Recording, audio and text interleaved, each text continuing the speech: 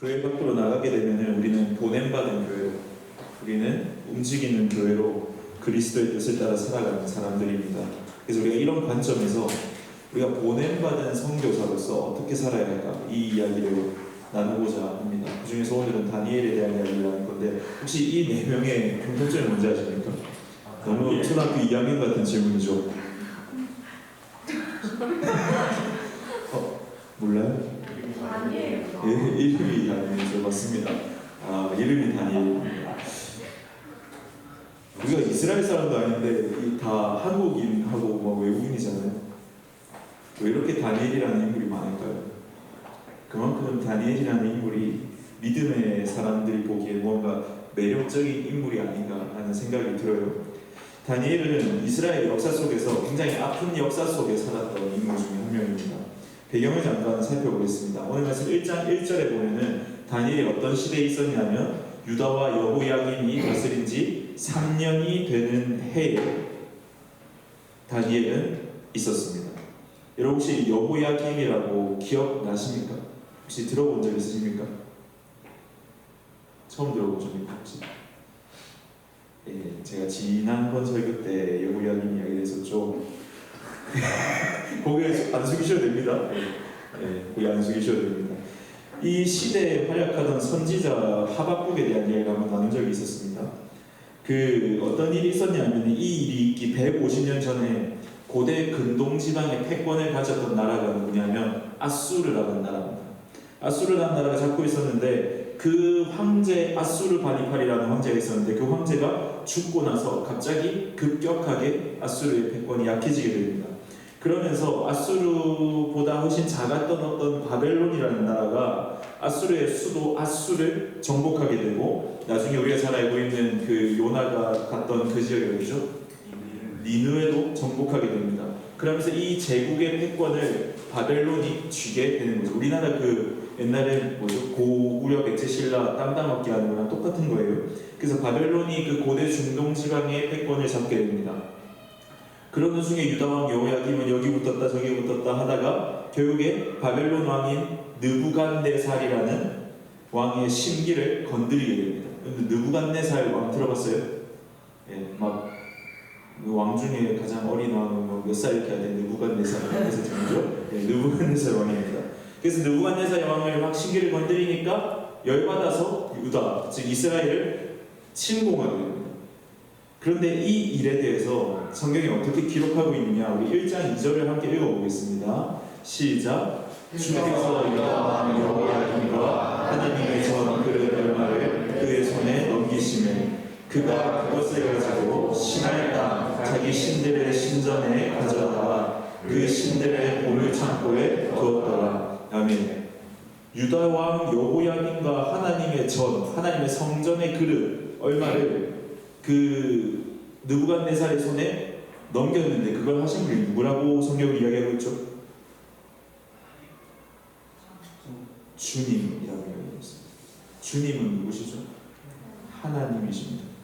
하나님께서 그의 백성 이스라엘을 넘기셨다는 거죠. 여러분 이스라엘의 하나님이 왜 하나님의 자녀이자 그분의 백성인 이스라엘을 이방 신을 섬기는 바벨론의 손에 넘기셨을까? 그냥 바벨론이 힘이 세서 어떻게 한 게 아니라 하나님이 넘기셨다고 표현하고 있잖아요. 심지어 하나님께 예배드리는 그 성전의 예배 기구였던 그릇도 넘기셨어요. 여러분 이게 이해가 되십니까? 이해가 잘 안 됩니다. 특별히 여기 나오는 여기 시날 땅이라고 나오는데 이 시날이라는 땅이 혹시 어딘지 기억하십니까? 시날은 어디냐면 바벨탑이 있던 곳입니다. 그들의 조상들이 하나님께 대항해서 교만의 절정체로 쌓았던 탑인 바벨탑이 있었던 곳이 시날이에요.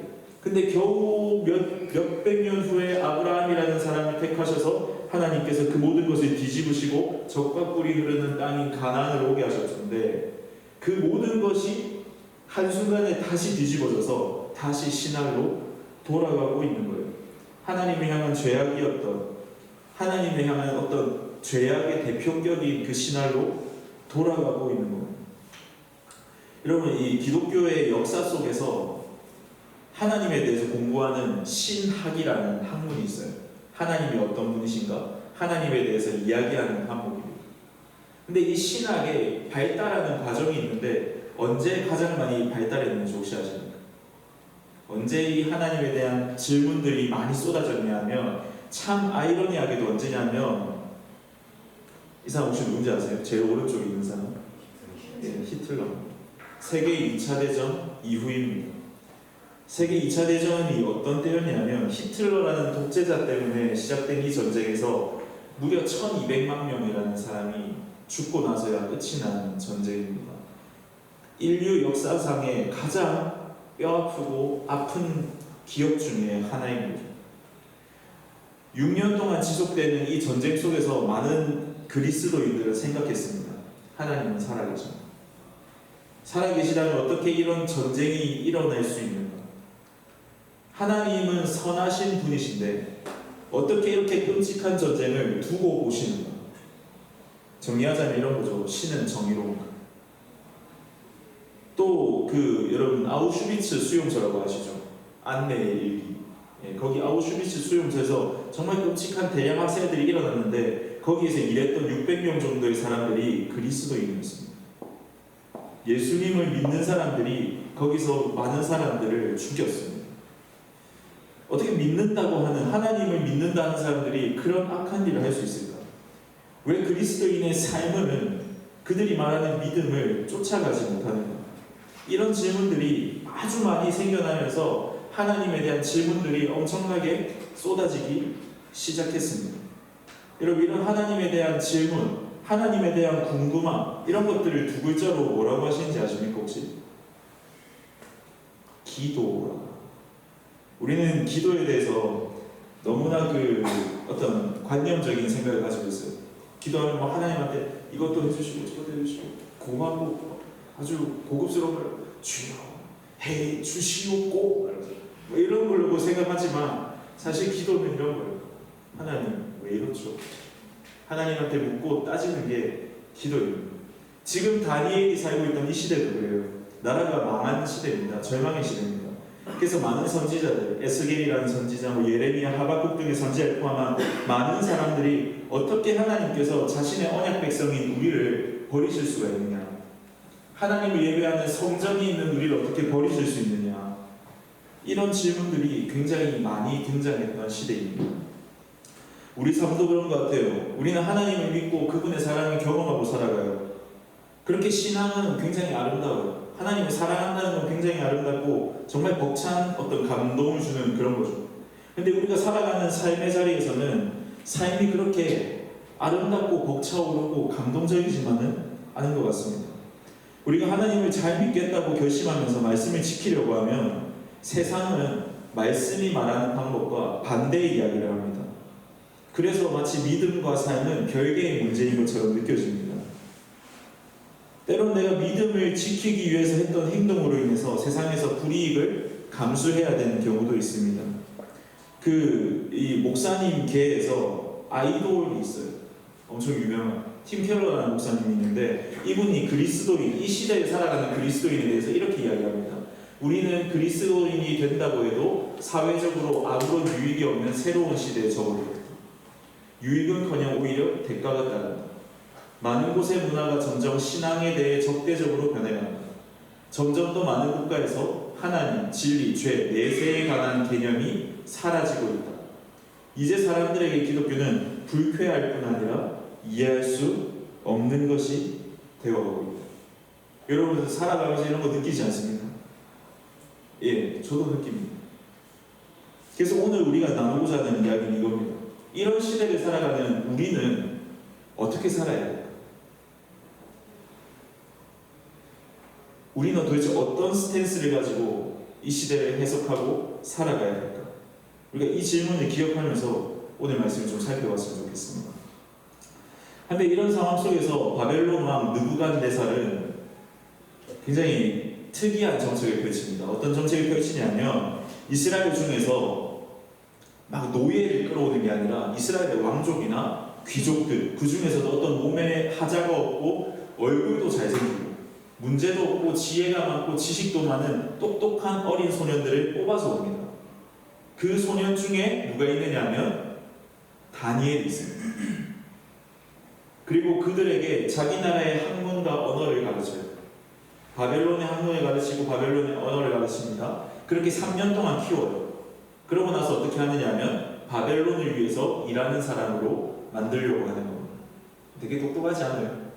되게 똑똑한 것 같아요. 다른 나라 사람이라고 해서 무조건 배척하고 무시하는 게 아니라 자기 나라를 위해서 보탬이 될 수 있다면 네가 다른 나라 사람이라도 쓸 수 있었다. 그런 포용력 있고 어떤 결단력이 있었던 왕이었던 것 같습니다. 그리고 나서 다니엘과 그 무리들에게 엄청난 대우를 해줍니다. 어떤 대우를 해주냐면 왕이 먹는 음식과 왕이 마시는 포도주를 그들에게 대접합니다. 여러분 어떻습니까? 이런 특별한 대우를 해주면 너무 고맙지 않습니까? 전사님이 처음 이제 전사님 박사를 받고 처음 이제 직장에 딱 갔는데 엄청난 대우를 막 해줍니다. 아 열심히 하세요. 이러면서 저에게 막 이렇게 독방을 주고 거기다가 책상을 놔주고 컴퓨터도 아이맥 막 500만 원짜리 사주시고 밥도 드셔야죠. 냉장고를 놔주시고 전자레인지도 놔주시고 청소기도 놔주십니다. 그래서 밥 먹으러 밖에 나가지 못했습니다. 엄청난 대우 속에는 숨겨진 게 있습니다. 이렇게 왕이 특별한 대우를 해주는 것 같지만 사실 그 끝에는 결국 다니엘이 이스라엘, 즉 하나님의 백성이라는 정체성을 뺏기고 그들의 신을 섬겨야 하는 큰 위기가 닥치게 됩니다. 그들의 신을 섬긴다는 건 무슨 말이냐면 결국 그들의 정체성이 바벨론의 신을 섬기는 사람이 되어버린다는 이야기입니다. 결국 이 정체성의 문제라는 말은 결국에는 무슨 말과 같은 말이냐면 나는 누구인가라는 말과 같은 문제입니다. 인간은 누구든지 내가 누구인가를 알고 싶어요. 그리고 그것에 대해서 질문하는 것은 너무나 지극히 정상적인 질문입니다. 그런데 지금 이 시대는 이 정체성에 대해서 내가 스스로 내가 누구인가를 알아가는 것보다는 다른 사람 혹은 다른 매체가 나에 대해서 정의해주는 시대인 것 같아요. 저는 그걸 대표적으로 보여주는 게 이건 것 같아요. MBTI. 저 엄청 좋아해요. 근데 MBTI는 원래 개발된 목적은 뭐냐면 내 성향이 어떠한지 파악한 뒤에 그것과 반대되는 성향을 닮아가라고 나온 방법입니다. 근데 요즘에 MBTI는 보통 어떻게 하냐면 나라는 사람을 이렇게 EI, SN, TF, JP니까 2의 4승 16가지의 어떤 그 16가지의 어떤 카테고리로 나눠서 사람들한테 이렇게 하는 거죠. 나 INFP거든. 나 혼자 있는 게 좋아. 논리적으로 하지 마. 막 이렇게 하는 거죠. 그러니까 나라는 사람을 MBTI에 맞춰서 우리 자신을 오히려 MBTI에 맞추고 있다는 거예요. 또 어떤 게 있냐면 이런 거. 여러분들 유튜브 알고리즘이나 넷플릭스가 우리한테 뭐를 추천해 주잖아요. 그럼 여러분 기분이 좋아요? 너무 소름 돋지 않나요? 되게 소름 돋아요. 유튜브가 나에게 어떤 걸 추천해주고 넷플릭스가 어떤 걸 추천해주면서 아 나는 이런 걸 좋아하는 사람이구나. 아 맞아 나는 유재석을 좋아해. 나는 예능을 너무 좋아해. 이런 생각이 막 들면서 결국 그런 것들이 나를 결정지어준다는 거예요. 그러면서 그런 것들이 나를 단정지어주는 시대가 아닌가 그런 생각이 들어요. 더불어 요즘 시대는 우리 정체성을 스스로 우리 자신이 원하는 이미지로도 만들어낼 수 있는 시대입니다. 그런데 이 사진 한번 보시겠습니까? 이게 누구의 인스타인 것 같습니까? 제가 너무 부끄러워서 사실 조금 음영 처리를 했어요. 너무 부끄러워요. 제 인스타입니다. 이거 딱 봤을 때 여러분 제가 어떤 사람인 것 같아요? 맞아요. 사람꾼 같지 않나요? 실제로 이런 댓글이 달렸습니다. 어이쿠 사람꾼이시구만 이런 댓글이 달리기도 했어요. 근데 여러분 제가 사람꾼입니까? 제가 사람꾼이기만 할까요? 이게 사실 제가 꾸며낸 제 이미지는 아닐까요? 실제로 제 여자친구는 저한테 뭐라 그러냐면 야, 네 사랑꾼 코스프레 좀 그만해라. 그러면 저 사기꾼? 그럼 저 사랑꾼입니까? 아니에요. 근데 왜 나는 이런 사랑꾼 같은 사진과 글만 올릴까요? 왜 나라는 사람은 사랑만 하는 사람이 아닌데 왜 이런 사진만 올릴까요? 이만큼 우리 스스로의 정체성을 스스로 만들어내기가 쉬운 환경이라는 겁니다. 우리 정체성이 다른 것에 의해서 쉽게 정리되기도 하고 심지어는 나 자신이 내가 원하는 나의 모습으로 우리의 정체성을 새로 만들어낼 수 있는 그런 시대라는 겁니다. 그래서 다니엘의 시대와 같이 여러 가지 문화적인 측면과 여러 가지 도구들이 옛날보다 훨씬 많이 늘었어요. SNS라든지 휴대폰이라든지 엄청나게 많은 도구들이 공존하면서 결국 우리 자신의 정체성을 야, 이렇게 많은 후보들이 있으니까 너의 정체성을 너의 마음대로 만들어봐. 너 마음대로 바꿔도 좋아. 아니 더 나아가서는 우리의 정체성을 바꾸기를 요구하는 이 다니엘 시대, 바벨론 시대와 별반 다를 게 없다는 것입니다. 그래서 지금 우리가 살아가는 이 시대는 마치 영적 바벨론 시대와 다를 게 없다는 거예요. 이 문화의 홍수 시대에서 우리는 정말 많은 걸 요구받아요. 더 나아가서 세속적인 문화들은 우리가 성경에서 말하는 이야기를 하면 꼰대라고 이야기합니다. 특별히 여러분들 조금 민감한 문제지만 성적인 윤리 같은 거 생각해 보십시오. 우리가 기독교적인 어떤 세계관을 가지고 성적인 이야기를 한다. 참 세상 사람들은 비웃습니다. 정말 민감한 문제지만 동성애 문제에 관해서도 저는 그렇게 생각합니다. 우리가 그리스도의 사랑으로 동성애자를 품고 그들을 위해 기도해야 해요. 그리고 저는 오직 그리스도의 사랑만이 그들을 돌이킬 수 있다고 생각해요. 왜냐하면 그리스도의 사랑은 불가능한 게 없으니까. 그런 맥락에서 보면 그들을 품어주고 안아줄 수 있는 유일한 곳은 어디입니까? 교회입니다. 그렇지만은 여러분 동성애 자의 문제가 아니라 동성애 자체, 동성 간의 성적인 행위는 분명히 성경에서 하나님이 기뻐하지 않으시는 행위라고 이야기하고 있어요. 성경이 그렇게 이야기합니다. 그런데 우리는 세상에 나아가서 교회 밖에 나아가서 그런 말을 당당하게 할 수 없는 시대라는 거예요. 더 나아가서 우리가 그리스도를 믿는 행위 역시도 세상 사람들은 마치 우리가 그리스 로마 신화에 나온 어떤 그런 신들을 믿는 것과 같이 그들은 생각합니다. 그래서 나는 주일에 교회를 가. 그러면 여러분은 이해할 수 없는 사람이 되는 거예요. 야, 좀 쉬어라. 니 그렇게 힘들어하면서 왜 교회 가는데? 이런 이야기가 너무나 자연스럽게 이야기해요. 특별히 코로나 시국 이후에는 어떻게 됐어요? 교회는 공공의 적이 되었습니다. 이렇게 우리에게 주어진 어떤 성도라는 정체성, 하나님을 위해 구별된 백성이라는 정체성을 내려놓고 세상은 우리에게 계속해서 가치관에 따라 세상의 가치관에 따라 우리의 생각을 바꿔라. 우리의 정체성을 바꿔라고 요구받는 이 영적인 바벨론 시대에서 우리는 어떻게 살아야 할까? 오늘 본문에 다니엘도 그런 정체성의 변화에 대한 요구를 받았습니다. 다니엘은 오늘 본문에 보면 4가지의 정체성을 바꾸고자 하는 시도가 있었습니다. 근데 중요한 것은 다니엘이 이 4가지 요구를 모두 거절하고 뿌리쳤느냐? 그게 아니라는 겁니다. 다니엘은 이 중에 3가지를 받아들이고 1가지를 거절합니다. 그러면서도 다니엘은 이스라엘의 백성, 하나님의 백성이라는 하나님 나라 정체성을 살려냅니다. 첫 번째 요구는 무엇이냐? 4절에 보면 이겁니다. 바벨론의 언어와 문화를 배워라. 여러분, 그 나라의 문화가 가장 많이 반영된 게 뭐라고 생각하십니까? 예, 여기 답이 있으니까, 그죠? 언어 속에는 사람들의 생각이 반영되어 있어요. 그래서 글을 배운다? 그 말은 무슨 말이냐면 내가 결국 바벨론 사람이 된다는 것과 같은 말이에요. 그리고 이 시대 바벨론 학문의 중심에는 뭐가 있었냐면, 여러분들, 이게 바벨론의 학문이 이 시대에 가장 선진화된 학문이었거든요. 근데 이 시대 바벨론 학문의 중심에 뭐가 있었냐면, 비웃지 마세요. 점성술, 주술, 마술이 있었어요. 별 보고 점치고 이런 것들 하나님 분명히 기뻐하시는 일이 아닙니다. 하나님의 백성이라는 뭔가 거부감이 들 수도 있습니다.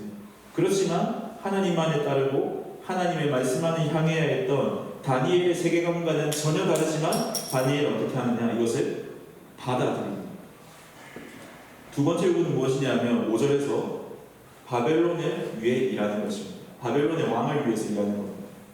이게 무슨 말입니까? 그 나라를 위해서 일하는 사람이 되는 거예요. 아까도 말했지만 바벨론은 이스라엘을 멸망시킨 나라입니다. 지금 다니엘이 첫 번째 포로로 잡혀오지만 8년 뒤에 두 번째 포로를 또 잡아오고 19년 뒤에는 이스라엘 자체를 멸망시킵니다. 그런데 다니엘은 그런 나라에서 그 나라를 위해서 일하는 사람이 됩니다. 여러분들 일제강점기 때 똑똑한 사람들이 일본 가서 일본 국가를 위해서 일했다. 이런 거 어떤 생각이 들 것 같아요? 조금 이제 화가 이렇게 치밀어 오르죠. 근데 다니엘은 지금 그런 걸 받아들였다는 거예요. 그걸 받아들였어요. 세 번째 요구는 뭐였냐면 이름을 바벨론식으로 바꿔라. 다니엘 그리고 다니엘의 세 친구 우리 잘 알죠? 세 친구 이름이 뭐죠? 사드락과 메삭과 아벳느고. 그 사드락과 메삭과 아벳느고는 바벨론식 이름이고 원래 이름은 뭐냐면 미사엘, 하나냐, 아사랴라는 이름입니다. 근데 이름에 보면 미사엘이죠. 엘이랑 하나냐, 아사랴는 다 하나님, 엘로힘과 야훼 하나님을 찬양하는 이름들이었습니다. 근데 그 이름을 벨드사살, 사드락, 메삭, 아벳느고로 바꿔요. 그 이름에 있는 베엘이라는 것은 바벨론의 신의 이름입니다. 그 다음 아쿠라는 신의 이름, 느고라는 신의 이름이 들어가는 바벨론식 이름으로 다 바꾸는 겁니다. 즉 내 이름을 하나님을 찬양하는 이름에서 바벨론의 잡신들을 찬양하는 이름으로 바꾸게 된 거예요. 예를 들어서 제 이름이 김성찬인데 성찬의 뜻이 뭐냐면 하나님은 나를 도우시는군. 성자가 하나님입니다. 근데 제 이름을 이렇게 바꾼 거예요. 마치 김부처찬, 김알라찬 이렇게 바꾼 거랑 같은 겁니다. 근데 다니엘과 그 친구들은 이것까지도 받아들입니다. 모르겠지만 성경에 나오지 않아서 모르겠지만 잡신들, 우상들은 신이 아니기 때문에 이들은 이름이 바뀌는 것조차는 아무 의미가 없었다는 거예요. 그런데 하나님은 사실 이 일이 있기 전에 예레미야라는 선지자를 통해서 바벨론으로 가게 된 이스라엘 백성이 어떻게 살아야 하는지에 대해서 이미 말씀하신 적이 있습니다. 예레미야 29장 4절에서 7절을 보면 이렇게 이야기합니다. 조금 요약해서 볼게요. 하나님이 바벨론에 잡혀가게 한 모든 포로에게 말한다 하면서 너희는 그곳에 집을 짓고 정착해라. 너희는 그곳에서 번성하여 줄어들지 않게 하여라. 7절이 조금 애매합니다. 또 너희는 내가 사로잡혀 가게 한 그 성읍이 평안을 누리도록 노력하고 그 성읍이 번영하도록 나에게 기도해. 이 말씀을 다니엘은 몰랐지만 다니엘은 그 말대로 살아냅니다. 다 배척해야 할 것 같은데 다니엘은 다 배척하고 살지 않았습니다. 그리고 하나님도 모든 것을 배척하고 살아라고 이야기하지 않으셨습니다. 그런데 여기서 다니엘은 한 가지를 거절합니다. 그게 뭐냐면 어디 보면 8절에 보겠습니다. 우리 한번 같이 읽어볼까요? 시작. 다니엘은 뜻을 정하여 왕의 음식과 그가 마시는 포도주로 자기를 더럽히지 아니하리라 하고 자기를 더럽히지 아니하도록 한관장에게 구하니. 무엇을 거절합니까? 왕의 음식과 그가 마시는 포도주를 거절합니다. 그리고 심지어 그것으로 자신을 더럽히지 않겠다라고 이야기합니다. 그리고 이어지는 12절에 보면 이렇게 이야기합니다. 청하오니 당신의 종들의 열흘 동안 시험하여 채식을 주어 먹게 하고 물을 주어 마시게 하고 왕이 주는 음식을 거절하고 왕이 주는 포도주를 거절하고는 채식과 물을 먹고는 내가 어떻게 되는지 지켜봐라 이렇게 이야기합니다. 그리고 우리 얼굴이 좋으면 계속 이걸 먹게 해달라 이렇게 환관장인 게, 환관장이라는 것은 내시 중에 대빵 내시, 그런 사람한테 딜을 하죠. 여러분들 생각해보세요. 왕의 음식을 거절하는 것이 어떤 문제가 있었을까요? 뭐 많은 이야기가 있지만 왕의 고기가 우상의 신전에 갖춰진 음식이라서 채소를 먹었을 것이다. 만약에 우리가 이렇게 생각한다면 그러면 우상의 제물, 우상의 신전에는 고기만 올라갔을까? 라는 질문이 생길 수 있죠. 우리 제사상만 봐도라도 우상의 신전에 뭐가 올라가죠? 나물도 올라가고 과일도 올라가죠. 채소가 올라가고. 그래서 이건 말이 안 되는 이야기입니다. 또 우상에게 바쳐진 고기를 먹는 것에 대해서도 신약 성경은 절대 금하지 않습니다. 베드로와 고넬료 사건을 기억하실 겁니다. 예, 전혀 금하지 않은 뭐 예를 들어서 또 요셉 같은 사람도 애굽에 갔을 때 그 우상의 음식을 먹었습니다. 근데 성경은 그거에 대해서 일체 언급하지 않습니다. 그래서 단순히 우상의 신전에 바쳐진 음식이기 때문이다 라고 말하는 데는 무리가 있다는 겁니다. 근데 이 시대에 왕의 음식을 먹는다, 왕과 같은 식탁을 공유한다, 이건 무슨 의미냐면 당시 문화에서 봤을 때는 왕과 백성의 언약을, 나는 당신의 종입니다라는 언약을 견고하게 밥을 먹을 때마다 반복해서 확인하는 의미였습니다. 그래서 음식을 먹으면서 이렇게 하는 거죠. 왕이시여, 당신이 나를 먹여 살리고 당신이 나의 먹을 것과 입을 것을 주시는 분이십니다 라는 것을 반복해서 확인하는 행위였다는 겁니다. 그러면 만약 다니엘이 왕의 음식을 먹고 잘 된다면, 세상적으로 봤을 때 잘 성장한다면 그건 누구 때문이 될까요? 왕 때문이 되는 겁니다. 바벨론 때문이 되는 거예요. 근데 그 음식을 거절하고도 잘 되거나 잘 성장한다면 그거는 바벨론 때문이 아닌 게 되겠죠. 그럼 누구 때문입니까? 다니엘의 삶을 이끄시고 주관하시는 분이 하나님이라는 것을 이 사건을 통해서 다니엘은 선포하는 겁니다. 나를 다스리시는 왕은 바벨론의 느부갓네살이 아니라 내가 따르는 진짜 왕은, 내가 지금 느부갓네살 당신을 위해 일하고 있지만 나의 인생의 진짜 왕은, 나의 삶의 진짜 왕은 여호와 하나님이시다는 것을 이 사건을 통해 다니엘은 선포하고 있는 겁니다. 그래서 결국 다니엘이 왕의 음식을 거절했다? 이거는 나의 생존이 왕에게 의존되지 않습니다. 나의 생존은 내가 지금 살고 있는 바벨론의 왕인 당신이 아니라 나의 진짜 주인이시고 나의 진짜 왕이신 하나님께 달려있다. 이것을 공개적으로 표현한 것이고, 내가 비록 지금 왕의 정부에서 일을 하고 있지만 내가 드려야 할 충성의 핵심은 누구냐? 바로 여호와 하나님이시다. 이거를 판관장에게 선포한 것입니다. 언어와 문학이 아무리 우리 정체성을 공격하고 내 민족을 말살시킨 그 왕을 위해 내가 일하더라도, 내가 이름을 바꾸더라도, 내가 그런 건 다 차치하고라도 내가 충성해야 할 분이 하나님이 아니라 느부갓네살 왕임을 강요하는 그 한 가지는 다니엘이 뜻을 정하여 단호히 거절합니다. 8절에서 이렇게 이야기했는데, 아까도 봤죠? 더럽히지 않아요. 판관장은 그렇게 이야기해요. 나의 상사한테 왕의 음식으로 난 더럽히지 않겠습니다. 너무 멋있지 않습니까? 더럽히지 않겠다. 여러분이 판관장이라면 어떤 기분이 들 것 같아요? 돌았나? 이런 생각이 들겠죠? 목을 치든지 당장 잡아놓든지 이렇게 해야 되는데, 9절 말씀 한번 봅시다. 뭐라고 이야기하냐면, 하나님이 다니엘로 하여금 판관장에게 은혜와 긍휼을 얻게 하신 자.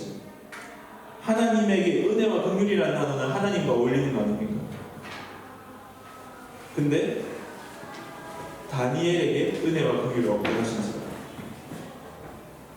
충전도 연결하면서 그냥 쭉 제가 할게요. 여기서 은혜와 긍휼이라는 말은 이런 거예요. 호의, 동정 이런 거라고 생각하는 거예요. 자기 나라 왕을 욕하는 사람에게 호의를 베풀고 동정을 베풀었다. 이런 겁니다. 자기 나라 왕을 욕하는 그 사람, 이게 가능할까요? 더욱이 아까도 말했지만 은혜와 긍휼이라는 단어는 하나님의 성품입니다. 그 말은 믿지 않는 판관장이 은혜와 긍휼을 가지기 위해서는 하나님의 도우심이 없으면 안 된다는 거예요. 판관장은 왕을 명령을 어기는 것에 대해서 두려워합니다. 너의 얼굴이 초췌해지면 난 죽는다. 판관장은 왕을 두려워하지만 다니엘은 왕을 두려워하지 않습니다. 다니엘은 진짜 왕이신 하나님을 두려워합니다. 그래서 다니엘이 뜻을 정했다라는 것은 진짜 왕이신 하나님 외에 더 높은 왕은 없다는 마음을 가지고 하나님 외에 내 삶의 왕의 자리에 다른 것을 놓지 않겠다는 그의 믿음의 고백인 겁니다.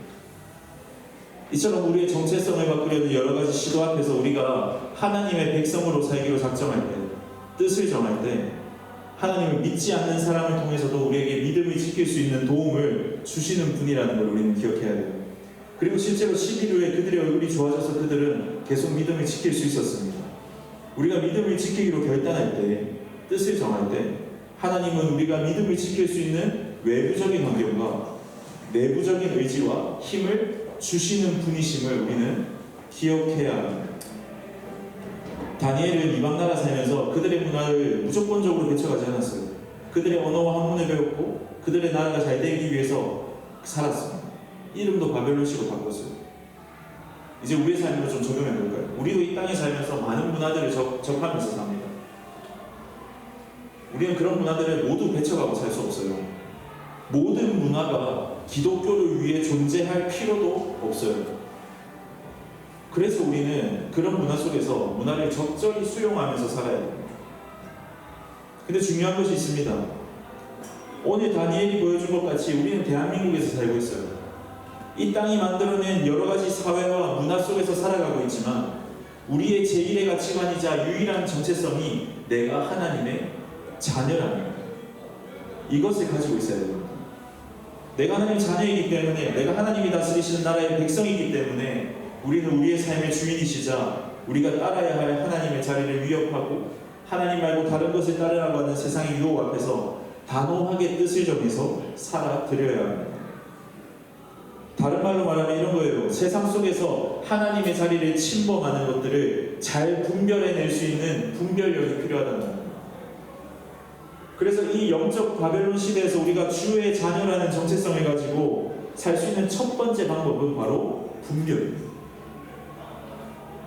로마서 12장 2절에서 바울이 이렇게 이야기합니다. 여러분은 이 시대의 풍조를 본받지 말고 마음을 새롭게 함으로 변화를 받아서 하나님의 선하시고 기뻐하시고 완전하신 뜻이 무엇인지를 분별하도록 하라.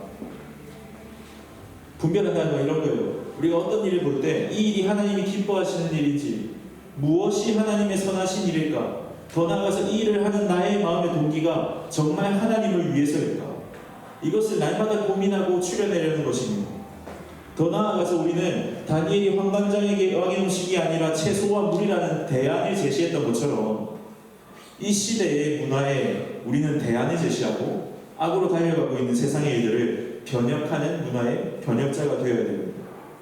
여러분들 주변에 있는 청년생들이 정말 대단하다고 생각되는 한 가지를 제가 좀 자랑하고 싶은데, 그게 뭐냐면 이 사진이 있으면 참 좋은데 줌 큐티 모임, 줌으로 큐티 모임을 매일 밤 10시에 해요. 1시간씩. 이게 뭐 우리 목사님이랑 제가 강요한 거는 하나도 없고 오히려 저희는 잘 들어가지도 않습니다. 저희는 매일 들어가요. 근데 여기 오십시오. 여기 아까 사진이 없어서 너무 아쉽지만 한 10명씩 들어옵니다. 한 번씩. 여러분 비대면 수업 다 경험했잖아요. 줌으로 다 수업 해봤죠. 여러분들 줌으로 수업하면서 정말 집중해서 수업을 하나도 놓치지 않으리라 하면서 수업 들었던 사람 있습니까? 정신 이상한 거 아니에요? 그런 사람은? 이상한 사람입니다. 그런 사람 없어요. 화면 켜놓고 수업 듣든지, 아니면 선생님 화면 켜라 이러면 화면 켜놓고 이렇게 보는 척 하면서 이렇게 화면 2개 띄워놓고 이렇게 하는 사람 그죠? 저도 다 해봤거든. 그렇게 해봐서 압니다. 그렇게 했어요. 이렇게 코로나로 인해서 어쩔 수 없이 대안으로 시작된 줌이라는 문화, 그 속에서 풍겨난 악한 풍속들이 분명히 있었다는 거예요. 근데 이 줌 큐티 모임을 통해서 이런 악한 줌이라는 문화의 풍속을 완전 뒤집어서, 자주 만날 수 없고 자주 볼 수 없던 그 환경을 뒤집어서 매일 줌을 통해 만나고 하나님의 말씀을 나누고 삶을 나누면서 이 세대와 문화를 역전시키고 있다는 거예요. 제가 너무 장황하게 말을 잘 붙였죠. 아니에요. 그게 진짜 맞아요. 저는 그렇게 생각해요. 너무 대단한 것 같아요. 우리는 이렇게 문화를 뒤집어 놓을 수 있는 사람이 돼야 돼요. 저는 원하기는 우리 고등부 속에서 이런 모임이 좀 일어났으면 좋겠습니다. 우리라도 못할 거 없냐? 우리도 할 수 있다. 이런 어떤 거룩한 자존심을 여러분 스스로가 조금 세웠으면 좋겠습니다. 저는 그 시작이 제자훈련이 될 거라고 믿습니다. 약팔. 제자훈련이 될 거라고 믿어요. 이번 우리 제자훈련 주제가 복음과 기독교 세계관입니다. 이 문화의 시류에 따라가지 않고 우리는 복음의 눈으로, 성경의 눈으로 세상을 바라보고 세상을 흔들어 놓고 뒤집어 놓겠다는 게 이 제자훈련의 목표입니다. 그래서 그 기초를 같이 세우기 위해서 고민하는 시간이 될 것 같습니다. 우리는 마치 나라를 잃고 다른 나라에 살아가는 다니엘처럼 이 땅에 집 하나도 없이 떠돌아다니는 그런 나그네처럼 보입니다. 맞습니다. 우리는 나그네입니다. 로마에 오면 로마법을 따라야 하듯이 우리는 이 세상에 살면서 하나님 나라 법을 아니라 세상의 법을 따라야 하는 것처럼 느껴질 때도 있습니다.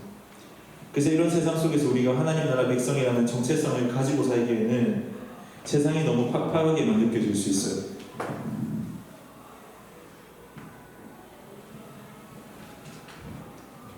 제가 어디까지 했죠? 팍팍하게만 느껴질 수 있어요. 다니엘이 뜻을 정해서 목숨 걸고 이야기한 게 뭐냐면 지금 시대와 맞지 않는 일인 것 같아요.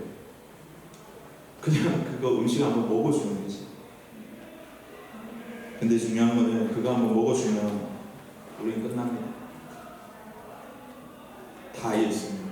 한 번에 다 잃습니다. 그래서 우리는 어려움과 수고가 있어도 뜻을 정해야 됩니다. 하나님이 결코 부끄러워해서는 안 돼요. 하나님이 나의 왕이시라는 그 신앙 고백과 내가 하나님 나라 백성이자 하나님의 자녀라는 정체성을 가지고 우리는 외국인으로서 이 나라를 살아가야 합니다.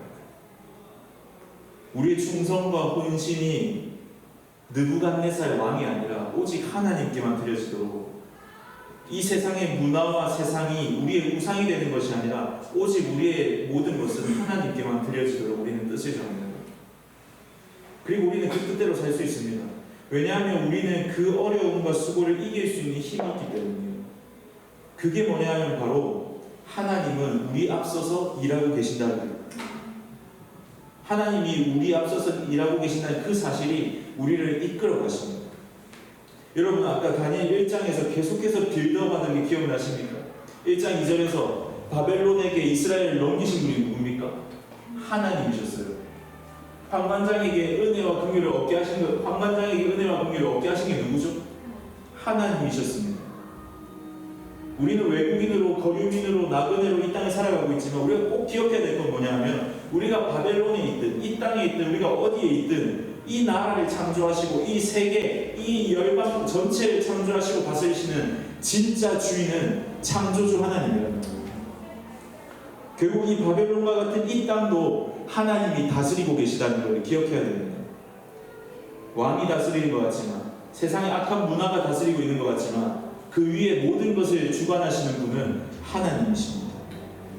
더불어 아까 예레미야 29장 이야기를 했었어요. 바벨론 포로로 끌려가는 이들에게 잘 정착해라. 거기서 잘 살아 하나님이 이야기하셨죠. 그 뒤에 아주 놀라운 말씀이 있습니다. 29장 10절에 보면 이렇게 이야기하십니다. 나 주가 분명히 말한다. 너희가 바빌로니아에서 70년을 다 채우고 나면 내가 너희를 돌아보아서 너희를 이곳으로 다시 데리고 오기로 한 나의 은혜로운 약속을 너희에게 그대로 이루어주겠다. 바벨론에서 너희가 70년을 채우면 다시 너희를 데리고 올 거야. 그 은혜로운 약속을 이루시겠다. 그러면서 백성들에게 이렇게 덧붙이십니다. 이게 기독교, 전 세계 기독교인이 두 번째로 좋아하는 성구예요. 그만큼 은혜를 받고 사랑을 받는 그 성구가 이겁니다. 우리 같이 한번 읽어보겠습니다. 시작. 여호와의 말씀이니라. 너희를 향한 나의 생각을 내가 아니 평안이요 재앙이 아니니라. 너희에게 미래와 희망을 주려는 것입니다. 아멘. 포로로 끌려간 백성들에게 하시는 것입니다. 너희를 향한 나의 생각은 재앙이 아니라 평안이다. 하나님께서 직접 파셔놓고 하나님은 너희에게 평안 주기를 원합니다. 미래와 희망 주기를 원합니다. 전 세계인들이 가장 위로받는다는 가장 은혜로운 말씀의 배경이 이스라엘 역사 속에서 가장 암흑기였던 그 70년 유배 생활이라는 게 너무나 아이러니하면서도 은혜가 되지 않습니까? 마치 유배지와 같은 이 땅 역시도 하나님이 다스리시고 우리와 함께 하시면서 우리를 위로하시고 우리에게 평안 주시기를 원하신다. 세상은 세상의 원리대로 움직이는 것 같지만 이 세상을 움직이시는 분은 누구냐면 창조주 하나님입니다. 바벨론에 있지만 바벨론에서도 하나님이 여전히 살아계시고 여전히 그의 백성들과 함께 하시고 말씀하신 대로 이루고 계시고 말씀하신 대로 행하고 계시고 뒤에 다니엘 1장 21절에 보면 바벨론 제국은 때가 돼서 딱 70년 후에 사라집니다. 근데 하나님의 나라와 그의 백성은 어떻게 됩니까? 결코 망하지 않고 다시 이스라엘로 돌아옵니다.